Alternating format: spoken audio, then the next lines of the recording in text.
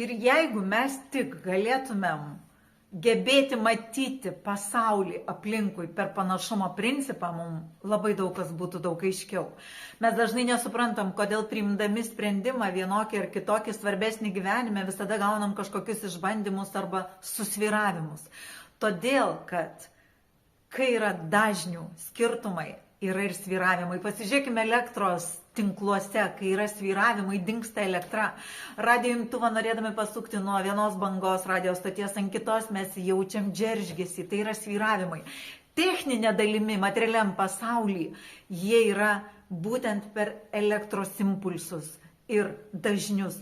Mūsų gyvenime tai yra per vibracinius dažnius. Todėl jeigu mes kažką keičiam, visata, norėdama žinoti mūsų užtikrintumą tame pokytyje, duoda svyravimą.